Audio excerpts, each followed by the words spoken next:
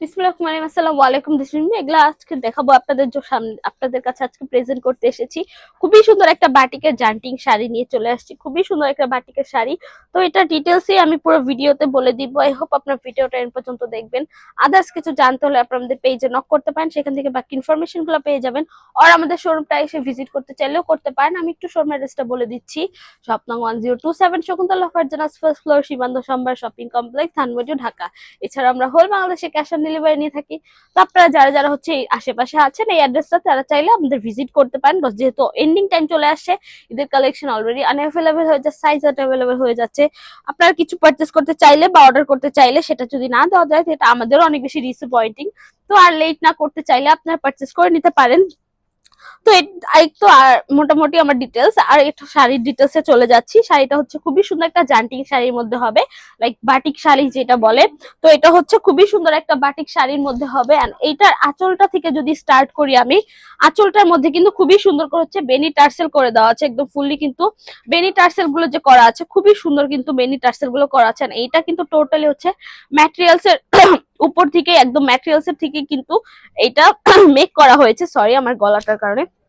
যাই হোক, মেক করা হয়েছে একদম ম্যাটেরিয়ালস এর উপর থেকে। দেন হচ্ছে শুরু হয়েছে কাজটা, জাস্ট দেখবেন যে কি সুন্দর করে হচ্ছে একদম মোমবাটিকের কাজটা করা আছে এখানে, কিন্তু জান্টিং এর কাজটা খুবই সুন্দর করে হচ্ছে মোমবাটিকের কাজটা করা আছে। পুরো আঁচলটার মধ্যে একদম সানফ্লাওয়ার টাইপের বা সান টাইপের হচ্ছে ডিজাইনটা করে দেওয়া আছে। একদম পুরোটা প্যাটার্ন দেখলেই বুঝতে পারবেন যে পুরোটা কিন্তু একদম সান টাইপের বা সানফ্লাওয়ার টাইপের খুবই সুন্দর করে হচ্ছে মোমবাটিকের কাজটা করা আছে। এন্ড এই পাশের পোর্শন হচ্ছে আপনাদের আঁচল শেষ হলো, এন্ড এখান থেকে শুরু হবে আপনাদের বুকের পোর্শনটা।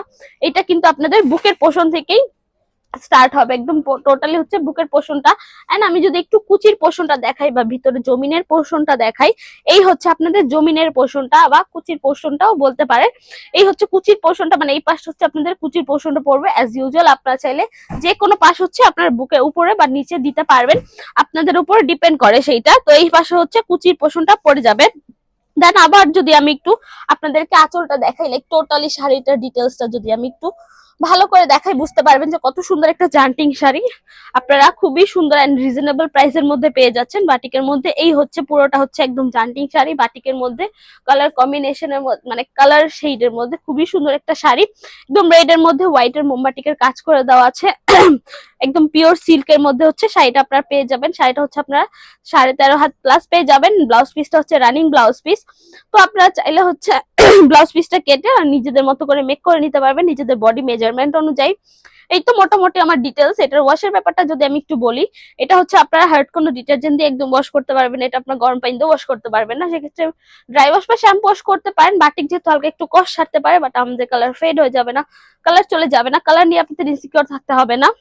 এই তো মোটামুটি আমার ডিটেলস আজকের জন্য এইটুকুই। নেক্সট ভিডিওর জন্য পেজে চোখ রাখবেন।